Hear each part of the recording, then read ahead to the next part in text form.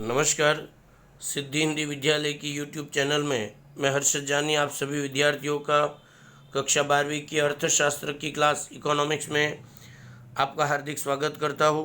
विषय की शुरुआत करूँ उससे पहले एक विचार कि असफलता एक चुनौती है, उसे स्वीकार करो। क्या कमी रह गई है उसे देखो और सुधार करो। जब तक सफल ना हो नींद चैन त्यागो तुम, संघर्ष का मैदान छोड़कर मत भागो तुम। कुछ किए बिना जय जयकार नहीं होती, कोशिश करने वालों की कभी हार नहीं होती, कोशिश करने वालों की कभी हार नहीं होती। इसी सुंदर से सुविचार के साथ 1 मिनट के लिए आइए मिलकर माता सरस्वती को याद करते हैं।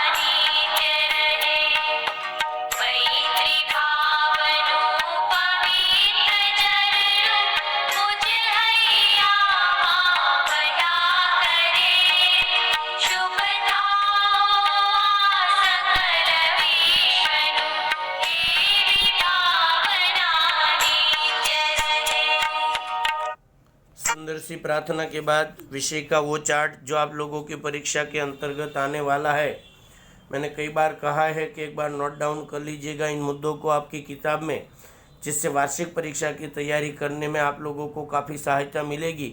क्योंकि जो मुद्दों को बोर्ड ने शामिल किया है उसी मुद्दे की आपको तैयारी करनी है और वही मुद्दे बोर्ड की परीक्षा के अंतर्गत आएंगे। ये 6 लेसन तक का चार्ट है और ये जो है वो 7वां 8वां 9वां 10वां और 11वीं लेसन तक का चार्ट है। अब लेसन हम लोगों का मालूम है कि 9वां चल रहा है और 9वें लेसन का नाम भी आप लोगों को मालूम है कि विदेश व्यापार नाम का एक लेसन हमने कल चालू किया था। विदेश व्यापार के अंतर्गत जो मुद्दे आपकी परीक्षा में आने वाले हैं उसमें आंतरिक प्रस्तावना हमने देख ली थी, आंतरिक व्यापार और विदेश व्यापार का अर्थ हमने देख लिया था और वो अर्थ के बाद उसके कारणों को कि भाई आंतरिक व्यापार और विदेश व्यापार होने के पीछे कौन कौन से कारण जवाबदार है। तो कारणों की चर्चा हमने की थी कि देश में उपलब्ध साधन में अंतर पाया जाता है, इसलिए उत्पादन खर्च सबका अलग अलग होता है, इसलिए और टेक्नोलॉजी की प्रगति सबकी अलग अलग होती है। इसलिए एक मुद्दा मैंने कल आप लोगों के लिए छोड़ दिया था और वो मुद्दा है श्रम विभाजन और विशिष्टीकरण। मतलब हम लोग विदेश व्यापार के कारण का चौथा मुद्दा देखने जा रहे, तो उसके अंतर्गत 2 अंकों में कदाचित आप लोगों को पूछा जाए कि श्रम विभाजन और विशिष्टीकरण अर्थात क्या। तो मैं पहले आपको विशिष्टीकरण की, हालांकि परिभाषा आपकी किताब में मैंने लिखी हुई है, फिर भी पहले विशिष्टीकरण का अर्थ समझ लो। तो अर्थ ये है कि किसी कार्य की कुशलता, मतलब आप विशिष्टीकरण की परिभाषा लिखना चाहो तो कि किसी भी कार्य को करने के लिए व्यक्ति का विशेष प्रकार का ज्ञान और कुशलता को विशिष्टीकरण कहते हैं। पुनः एक बार कि किसी भी कार्य को करने के लिए व्यक्ति का विशेष प्रकार का ज्ञान या कुशलता को विशिष्टीकरण कहा जाता है। 1 अंक की परिभाषा आप लोगों को लिखनी है। सर उदाहरण दो, तो जैसे आप लोगों को मालूम है कि शिक्षक, तो शिक्षण का कार्य शिक्षक करता है। डॉक्टर, मरीजों का इलाज का काम डॉक्टर करता है। अब सीधी बात है, आप अनुमान लगाओ कि भाई जो डॉक्टर है वो पढ़ाने चला जाए और जो शिक्षक है वो मरीजों का इलाज करने चला जाए, तो ये काफ़ी कन्फ्यूजन खड़ा होगा, क्योंकि जो पढ़ाने की कुशलता है वो शिक्षक में है और जो मरीजों का इलाज करने की जो क्षमता है वो डॉक्टर में है। तो इसको विशिष्टीकरण कहा जाता है। मतलब किसी भी कार्य को करने के लिए व्यक्ति का विशेष ज्ञान या कुशलता को विशिष्टीकरण कहते हैं। परिभाषा उदाहरण हो गया।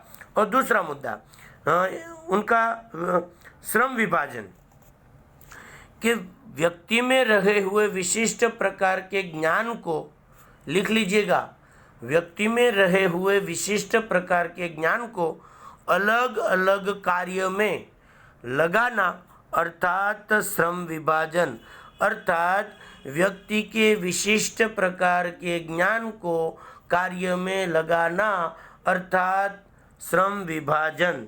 इस तरह से 2 अंकों के अंतर्गत दोनों की एक एक परिभाषा आप लोगों को लिखनी है और उदाहरण भी आप लोगों को लिखना है। मैं उसको थोड़ा पढ़ लेता हूँ कि प्रत्येक, फिर उसका वाक्य प्रयोग भी आप कर सकते हैं कि प्रत्येक देश में श्रम की उत्पादकता और कुशलता अलग अलग होती है, अपितु नियोजन शक्ति की कार्यक्षमता भी अलग अलग होती है। मतलब प्रत्येक देश की जो टेक्नोलॉजी है, प्रत्येक देश का जो व्यक्ति है, वो हर एक कार्य के अंतर्गत अपनी विशिष्टता रखता है। जैसे कि मानो कि भारत के अंतर्गत अनाज अधिक उत्पादन किया जा सकता है क्योंकि भारत का किसान अनाज उगाने में काफ़ी विशिष्टीकरण रखता है। तो अमेरिका और जापान जैसे देश टेक्नोलॉजी में विशेषता रखते हैं, तो सबकी अपनी अपनी विशेषता है। इसलिए 2 देशों के बीच में श्रम विभाजन और विशिष्टीकरण देखने को मिलता है। विशिष्टीकरण और श्रम विभाजन कहाँ? अरे देश में छोड़ दो, अलग अलग राज्यों में भी श्रम विभाजन और विशिष्टीकरण देखने को मिलता है। अर्थात कुछ श्रमिक निश्चित प्रकार की वस्तु और सेवाओं के उत्पादन में अधिक कुशल होते हैं, तो इनसे संबंधित देश चीज वस्तुओं का उत्पादन करते हैं और उसी क्षेत्र में उसकी विशेष, जैसे कि टेक्नोलॉजी का नाम आता है तो जापान का नाम आता है, और अगर खेत उत्पादन का नाम आता है तो भारत का आता है। इस प्रकार विशिष्टीकरण प्रत्येक देश में पाया जाता है। मतलब पहला वाक्य प्रयोग, दूसरा विशिष्टीकरण की परिभाषा, उसका उदाहरण, तीसरा श्रम विभाजन की परिभाषा, और लास्ट में उसका निष्कर्ष आप लिख सकते हो कि इस प्रकार श्रम विभाजन और विशिष्टीकरण के कारण ही विदेश व्यापार अस्तित्व में आता है। उसके बाद आप लोगों के टॉपिक के अंतर्गत मैंने आप लोगों को ये जो चार्ट बताया आप लोगों की स्क्रीन पर, उसके अंतर्गत जो चौथा मुद्दा है, प्रस्तावना देख लिया, 9.1 आंतरिक व्यापार और विदेश व्यापार का देख लिया, विदेश व्यापार के कारण देख लिए। अब जो चौथा मुद्दा है वो आंतरिक व्यापार और विदेश व्यापार के बीच का अंतर है, क्योंकि विदेश व्यापार का स्वरूप आप लोगों को परीक्षा के अंतर्गत पढ़ना नहीं है, तो मैंने डायरेक्ट अंतर के अंतर्गत आप लोगों का मुद्दा तैयार किया है। आंतरिक व्यापार और विदेश व्यापार के 2 प्रकार से अंतर आप लोग लिख सकते हो।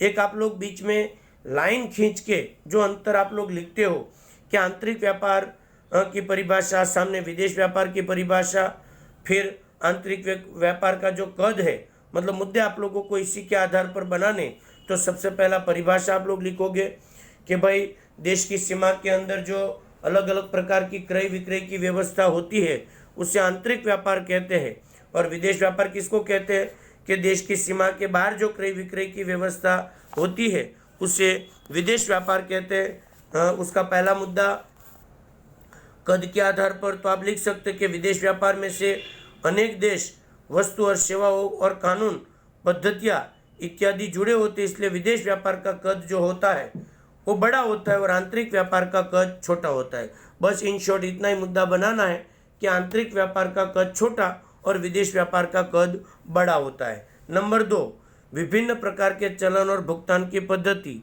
अर्थात क्या सर कि आंतरिक व्यापार में एक ही प्रकार की मुद्रा का भुगतान किया जाता है, जबकि विदेश व्यापार में अलग अलग प्रकार की मुद्रा का भुगतान किया जाता है। अमेरिका के साथ व्यापार करोगे तो डॉलर में करना पड़ेगा, और अन्य किसी देश के साथ, बांग्लादेश के साथ करोगे तो टक्के में भुगतान करना पड़ेगा। इन शॉर्ट हमारा मुद्दा क्या बना सर कि आंतरिक व्यापार में एक ही प्रकार के चलन मुद्रा की भुगतान की पद्धति होती है और विदेश व्यापार में अलग अलग प्रकार के मुद्रा की भुगतान की पद्धति होती है। नंबर 3, भाषा, संस्कृति, समाज से संबंधित अंतर।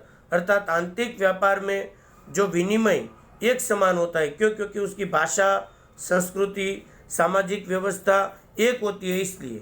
लेकिन विदेश व्यापार में प्रत्येक देश की भाषा, संस्कृति, समाज अलग अलग होने की वजह से उसमें भिन्नता पाई जाती। मतलब आंतरिक व्यापार में भाषा, संस्कृति, समाज एक जैसा होता है, इसलिए एक ही प्रकार की विनिमय पद्धति होती है, जबकि विदेश व्यापार में भाषा, संस्कृति, समाज अलग अलग होने से विनिमय की अलग अलग पद्धति अमल में आती है। उसी प्रकार चौथा मुद्दा, यातायात संबंधी अंतर।